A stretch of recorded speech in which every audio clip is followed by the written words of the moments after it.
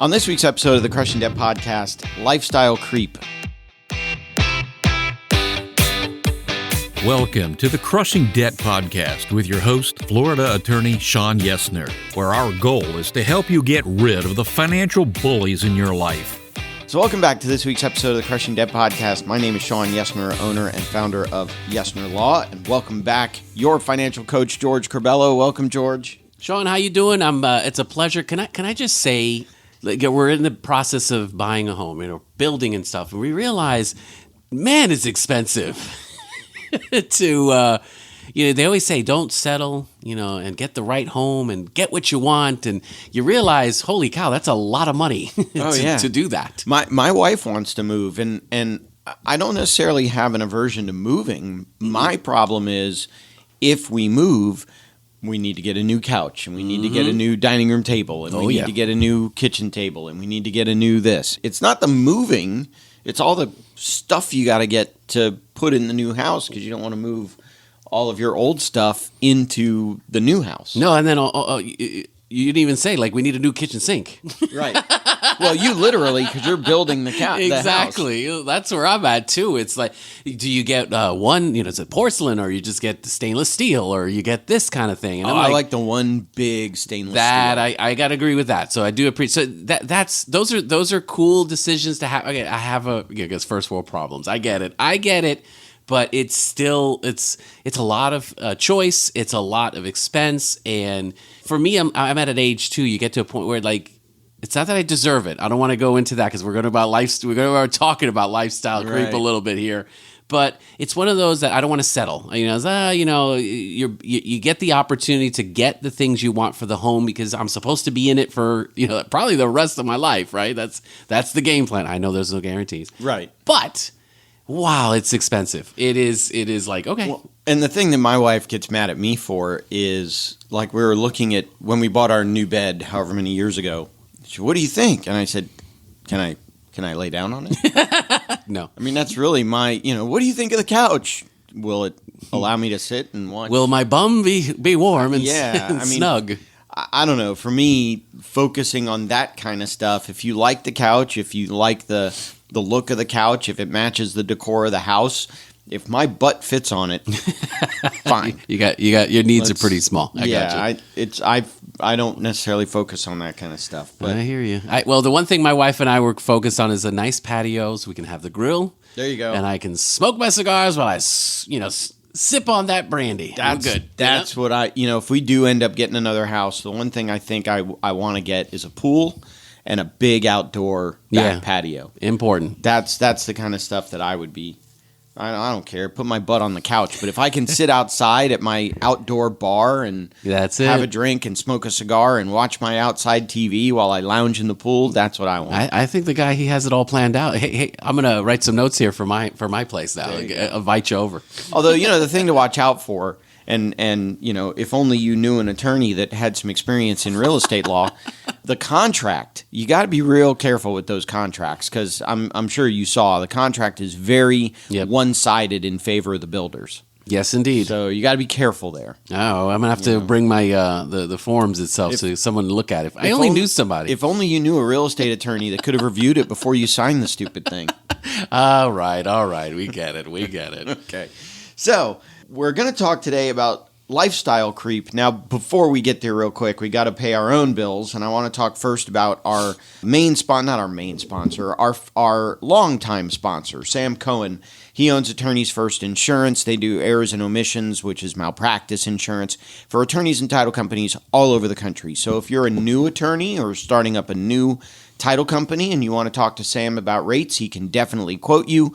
Even if you're an existing attorney or existing title company, but you've had a bit of an oopsie, Sam can still quote you coverage. It may not be the best coverage, but he'll help you compare apples to apples, what you got versus what you can get. So contact Sam at attorneysfirst.com or just go to the website attorneysfirst.com. So today's topic comes out of an article that we found, that George found, that I'll link in the show notes, and it's on, CNBC.com. Yep. Yeah, CNBC.com. Millennials may be using credit cards as a de facto emergency fund. That can't go wrong, right? No, nothing can go wrong there. But the article talks about 45% of millennials, 44% of Gen Xers report owing more on their credit cards than the amount of money they've saved up for potential emergencies.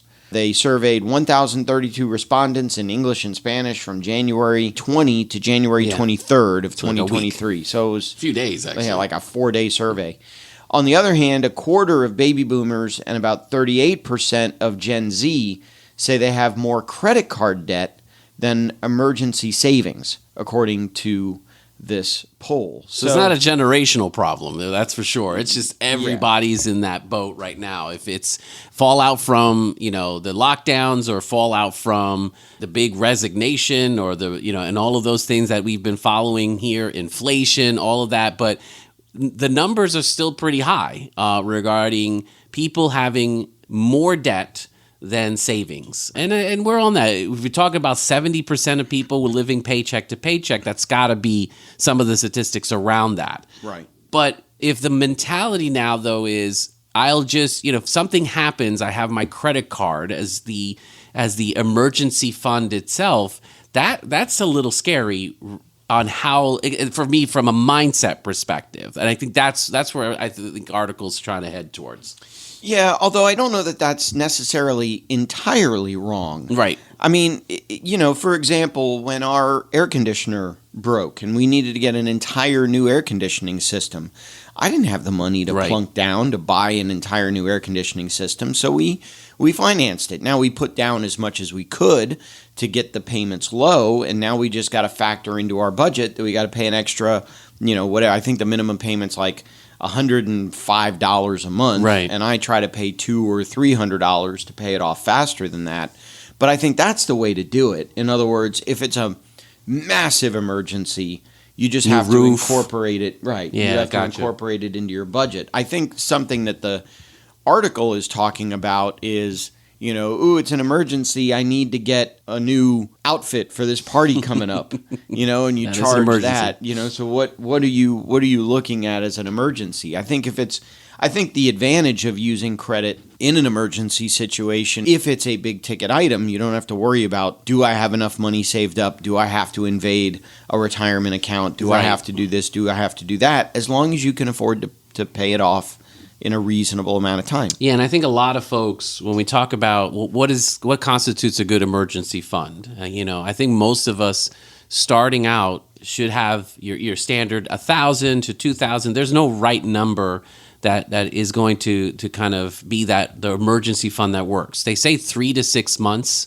is what's ideal. Right. But of course, when we talk about how much do I make a month, calculate that to 3 or 4 months. It's really more covering the expenses. For me, if I'm in an emergency, I'm not worried about what vacation I'm planning for. Right. It's really what's going to keep the lights on, what's going to keep me in the house, what's going to keep me going to work or medical kind of expenses I need to cover. So calculating what the emergency fund number should be, that's one thing that'll be personal for each individual. But it's good to know what that number is. But I think even the article had mentioned it. So it's like $1,000 emergency, up to $1,000. So most of us don't have, again, statistically, I think it's like 64% or something of that nature where we can't afford a $400 bill. And I think that's what they're really harping on, is that we do use our credit as some of those quick emergencies, flat tire or something that, maybe break, but it's not complete, overhaul of a system. Right. And I think that's what the article is saying you should avoid. In other words, so last time I took my car in, we did an episode about leasing versus buying, which was based on me taking my car in for repairs. The guy that I take the car in for service has already said, hey, I rotated the tires, but the next time you come in, you're probably going to need new tires. Yep. So I know now, okay, let me start something and put away, whatever, $50 a month, $20 a month, whatever it is. And even if we get to the stage 6 months from now where I need new tires, I may not have saved up the entire amount I need for new tires, but I saved up a big chunk of it. So I can just pay it and be done with it. I think if you need a new roof, a new AC, emergency surgery, something like that, that's kind of what credit cards are for. But if you need a $200 repair our dishwasher may have broken the other day. If I can't, we need to be able to afford to get that kind of stuff fixed. Right, and I think knowing the difference of what an emergency for you is and knowing how you're going to pay for it. I think most folks right now, it's like, well, I need my money, or I need to spend the money that I am making in order to live life or do things or just get by. Some of us sometimes it's just getting by in our bills. But using the credit cards too often not everything is an emergency. So obviously, fully defining what that is very important in each RC. Like for me, an emergency is like I get a flat tire. That's an emergency, right. And making sure I have the funding itself in place for those types of emergencies, I think for me it's important. And I think we want to get the mindset away where it's like we always turn to debt in order to cover those kind of expenses. And I think that's where we're trying to really focus on. And I think that's what the article is also trying to focus on as well. Yeah, we had Clifton Corbin on. Yep. And him and his son rewrote The Richest Man in Babylon to The Richest Person in Babylon. I started reading it. He sent us a copy, and I've started reading it. And I read the original. I read The Richest Man in Babylon. Right. And now I'm about halfway through The Richest Person. And he did a good job of changing it to, he didn't make it as male-dominated as The Richest Man in Babylon. There's women in the story. It's easier English to understand. One of the things they really talk about a lot in that book is 10%.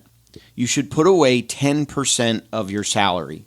And if you can learn to live on the 90% and not miss the 10%, that'll start to grow your savings. Now, if it can't be 10%, start at 1%. Start at 1. Start at 2. Start at 5. Start at whatever you can afford. But you'd be amazed, if somebody bringing home, let's say you bring home $5,000 a month, we're only asking you to save 10% of that would be $500. $500. So we're asking you to live on $4,500 instead of you monster! 5, what is wrong with you? I can't live on that. But if you can't, then maybe you can live off of $4,750. Right. Start somewhere. $4,950 and start somewhere, and eventually that thing will grow. So that's rule number 1: is start putting away 10% of what you earn. I like it. Number 2 is control your expenses, which is exactly what we're talking about today. Control your expenses, and then make your gold multiply. So then they talk about once you get enough saved, or not even enough, but once you start saving, put that money to work for you, whether it's by investing, whether it's by loaning it out, whatever method it is to get that money to start working for you. Right. Guard your savings against loss. So that's basically don't get taken advantage of. Research any opportunities that come your way. Fraud is there. Don't just jump into the opportunities. Yep. Make your home a profitable investment. Ensure a future income. So what things can you do, like we heard Brad Sugars say, what things can you do that start generating money while you sleep? And then increase your ability to earn, which was more creating new businesses, learning, growth, all that kind of stuff. But I think it kind of feeds in to what we're talking about today in terms of if you don't have enough to afford that emergency, what do you do? That's it. So what is lifestyle creep? We hear about it, so I'm going to give you the smart terms of regard. The phenomenon where discretionary consumption increases on non-essential items as the standard of living improves. It's pretty smart, right? I understood all of those words individually. When you put them together like that, it kind of went over my head. Free. But it's pretty good. So what does that mean, though? It's basically I make more money. The likelihood of me spending on non-essential things is going to increase. Yeah. So we talk about hey, save 1%. Start to work with these kind of items. Most people, if they're blessed and then lucky enough, when we talk about a career, they're getting raises on a yearly basis, depending on if it's salary or non-salary. Anytime there's an increase in money, the first thing that we usually do for a lot of those things is we usually spend it. Where are we going to spend it? And I think what we want to try and change in this mentality is really say, every time I get more money into the home, I'm being intentional and saying, I'm going to set aside that money as part of it. How can I live within the means of what I'm doing today? So if I'm making $4,500 a month, and all of a sudden that money, and I'm making $47,000, what are you doing with that $200 extra dollars Well, that's not accounted for in expenses, because what ends up happening? Oh, well, we need a new car, right? We need to buy a new, or we need to upgrade the house, or we need to purchase or go into couches or a new mattress. And we buy the mattress, $5,000, and we go into a monthly payment instead of, saving for it and maybe paying for it in full. And I think that's what gets us into trouble when it comes to, well, I can, it's okay. I just got a raise. Who cares? I can afford it. We can do it. We can do these kind of things.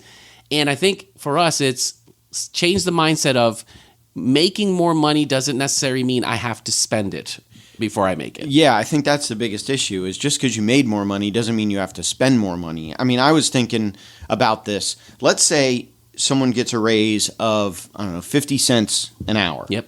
So 50 cents an hour, and they get paid every other week. So it's an 80-hour work week. That's an extra $40 per paycheck.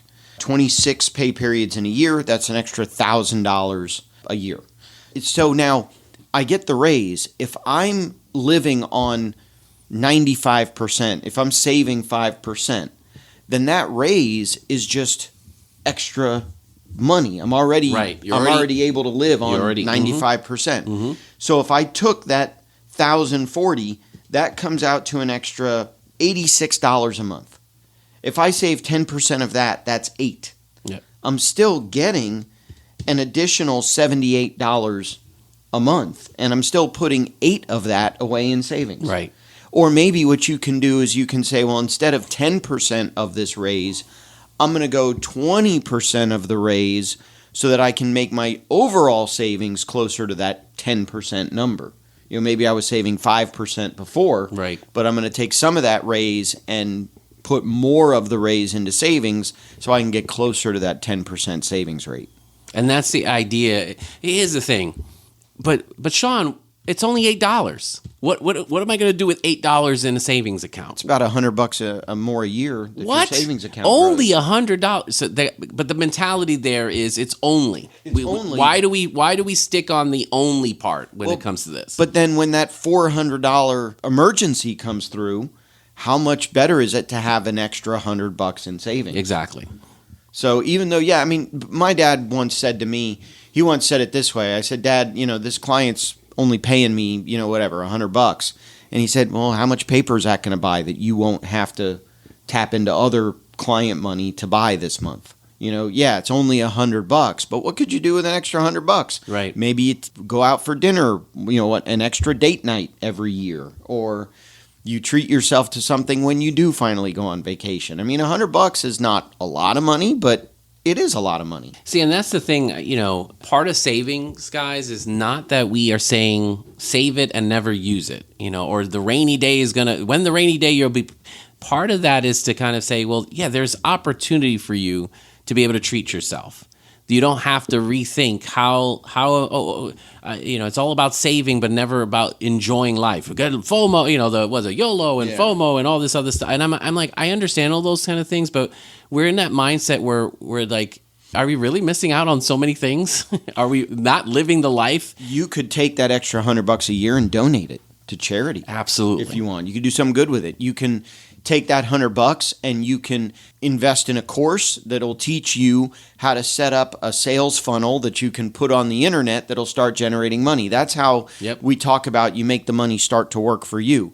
Could I buy, a 1 month subscription to ClickFunnels is $97. Mm-hmm. If I had an extra $100, that's a month of ClickFunnels for free in essence. And then I can transition that ClickFunnels, build a website that has people buying stuff from me every month.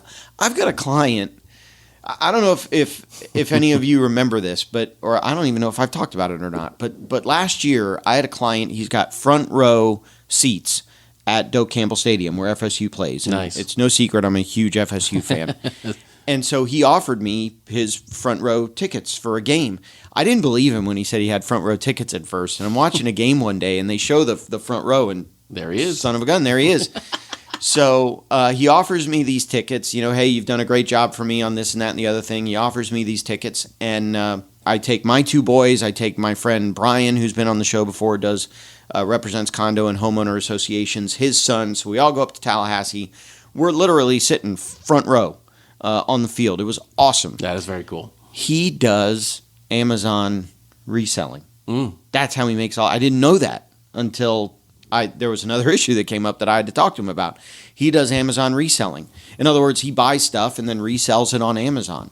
If you had $100 that could teach you how to do something like that you can then turn that into an Amazon reseller business that makes you enough money to afford front row tickets at a major collegiate football stadium, wouldn't be the worst thing in the world. Not bad idea. Not a bad idea itself. And I think that's where people, when we talk about building habits and behaviors, it's everything small. You have to start somewhere. And I think everyone wants to go to the, 10% range. And what we're trying to tell everyone is if you can, fantastic. Yeah. Do that. But I think in a lot of these, let me tell you, if I get a 10% raise each year, I'm doing something right if that's going to be the case. So let's work it that way. But I think what we're trying to say is all of us can start somewhere. And I love the fact that we can always go back to the tip of just automate it. If you're talking about 1%, 2%, we do that some of us do that with the retirement fund. It's automatic. Anytime I get paid, put 2% away. And it's, you don't even feel that pain of it going away. Right. It's going away and it's doing something in your favor. Same thing can happen when it comes to our savings. Yeah. When we say, I'm going to get that raise, I got a 2% raise. Well, there you go. Start with 2%. Don't use the money that you've kind of, again, congratulations, you got a raise. Use that to benefit some of the things that we have been trying to do when it comes to our money. And that's savings goals, it's investing, it's buying that second home, whatever it might be. That's where you start. And you can do other stuff with it as well. You could save, give. My savings account is a money market savings account. Yep. It only gets me a few bucks a year, but that's still a few bucks more than what I would have had if I didn't have the account. When I was really young, coming out of high school, going into college, my dad forced me to buy CDs. And so, Did he force you, though? Well, he didn't force me. He highly encouraged. There you go. But still, as I was going, you invest in the CD, you forget about it, and then whatever, 6 months, a year, 2 years, 5 years down the road, there's this big chunk of money waiting for me. My wife, when she was born, her grandfather bought her every year for the first 10, 11 years of her life, bought her savings bonds. And so now that we're at the stage where we're at, those savings bonds are just sitting there. They're not collecting interest anymore. So we're starting to cash those in, and we're using them some for stuff we need. Right. And others we're converting for savings bonds for our kids. So, 18 years from now, 10 years from now, 5 years from now, whatever, our kids have these savings bonds that are going to start to mature. Putting money aside doesn't necessarily mean if I don't become a bazillionaire in the next 60 days, I'm a failure. You failed. No, it's you have more money tomorrow than you have today. Now, I get it. Inflation's going up and inflation, but bottom line is if $1 more tomorrow is still $1 more tomorrow. And we can't keep using those reasons or excuses that we have. Again, we can reason our way out of doing stuff. And we can't keep sitting here thinking, something's going to change, inflation's going to be better, the government's going to help, whatever it might be. We have to, for me, I'd say be more intentional with what you're doing. And that means if you start somewhere, do it because you want to do it, not because it's, you're waiting for something else or something else to be better to happen. You have to start somewhere. We can't keep blaming or using the reason of something in the environment that's still preventing us. Totally understand, though, situations are different. Well, that. Yeah, stuff happens. Yeah, and I get that. I've said a lot. The things that cause foreclosures, the things that cause bankruptcies, they're not going away. People are always going to get sick. People are always going to lose their jobs. Even in a great market with low unemployment, people still lose their jobs for one reason or another.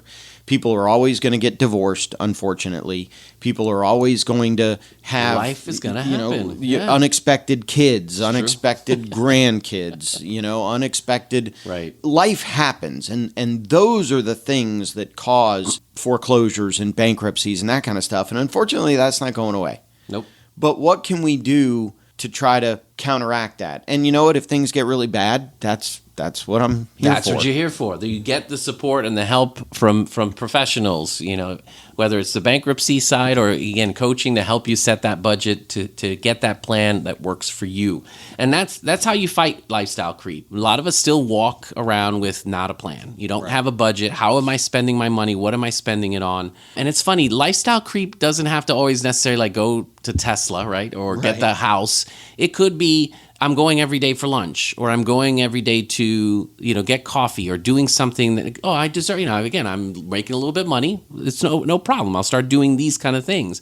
You don't realize that if you don't have a budget, or you don't have an audit of what you're spending, if you don't know what you're spending, you don't realize you can spend a lot of money going out and eating and doing those kind of things. So the interesting thing is that it's only $1, but that works both ways. Right. In other words, I love it. I only saved $1. Yeah, but you have $1 more than I only spent an extra $1. Yeah, but that's $1 less than what you had. It works both ways. And for those people that are sitting there thinking, wow, that $1 extra that I spent really adds up. What happens if it's $1 you save? Exactly. And It'll that's also the add up mentality the we other want way. you to change with. It's let's change it so that it's in our favor and not paying somebody else.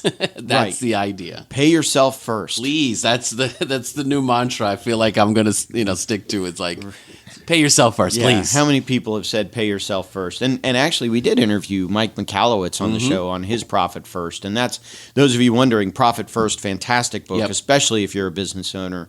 The whole pay yourself first concept. I mean, like you said, automate it. I think 10%. I think I have finally hit 10% of my monthly wage that the law firm pays me just automatically goes into checking. That makes sense. And I learned to live on less than that. Well, I'm going to say I'm not at the 10% mark, but now so saving it, I'm in that boat of saving at least 5.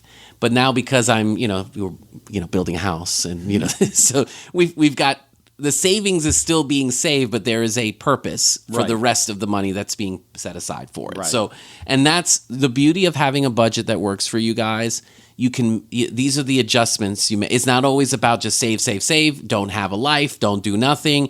That's not the point. Is have a plan, have a budget that works for you, that allows you to do the things that you value and that you want. Because you're right. Yeah. Some people want to give more. People want to donate. They want to. Well, I mean, if you don't have money to take care of yourself, how is it that you can go and take care of others? Yeah.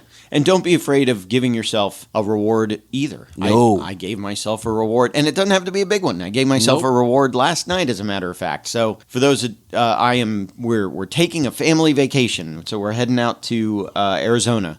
In about a month from when this podcast comes out, we'll be in Arizona with the family. Well, I don't know if you know the Gooder sunglasses. Yeah, very nice. My sister turned me on to them. I have a pair right now, super comfy. But I was on the website the other day, and they have a pair of Grand Canyon themed Gooder sunglasses. Okay. I was like, okay, cool. So I bought myself a pair. Nice. That was my reward for the law firm having a good February. Was I bought myself a $25 pair of sunglasses. You monster with such expenses. And now I have to file bankruptcy. Not making light of it, but I'm glad you know the law then. Yeah. So, meanwhile, I think that's a pretty good kind of stopping point. Anything else? I would say budget, audit yourself in your spending, treat yourself as part of these, but anytime you get a raise, be intentional with what you're doing with your money. That's got to be the lesson in all of this. I think that's what we're trying to emphasize here. You don't have to keep up with the Joneses. It's not. I don't even know who the Joneses are. Yeah, I don't even like the Joneses anymore. So I think that'll do it for this week's episode. Before we sign off, we do want to give some love to our other sponsor, Mark Purvis. He has a website called legacyspotlight.com where he's capturing all of your family stories for future generations. He does this on video. He makes it fun. So go to legacyspotlight.com. Maybe use it as a present for future generations, or a present for the older generations to capture all of those stories. Again, that's legacyspotlight.com. We also want to promote all the social medias, the TikToks, the YouTubes, the Facebooks, the Instagrams, socials, all that the stuff. Patreons, the Patreons. So again, those of you willing to give us a little bit more love, those of you that like what you hear and you want to support us a little bit more, the money that we make on Patreon goes directly back into the show. It does not go into our pockets. It goes into making this show better. So we appreciate it if you can. We don't fault you if you can't. But there is more content, and we're looking to really build using that that platform to really be able to give back to the listeners in forms of coaching sessions, to seminars, to just content overall. So we're having fun with this, and that's what we're hoping to give back. Absolutely. So I think with that, we can wrap up today's episode. So thank you, George. Good to see you. Thank you, sir. Yeah. It's always fun. Can I try now? Go for it. It's for podcast itself is here for the listeners. Those of you on video, I got my fingers crossed. Who want more money at the end of the month rather than more month at the end of the money. Nailed it. We'll talk to you in next week's episode of the Crushing Debt Podcast. If you have questions that you think would make a great topic for a future episode, please email Shawn or connect with us on social media. Shawn Yesner and Yesner Law, PL, are Florida licensed attorneys. The information contained in this week's episode is not a substitute for legal advice. Your situation may differ, especially if you are located somewhere other than the state of Florida. If you have questions, please contact our office or contact a local attorney. Thank you for listening to this week's episode of the Crushing Debt Podcast.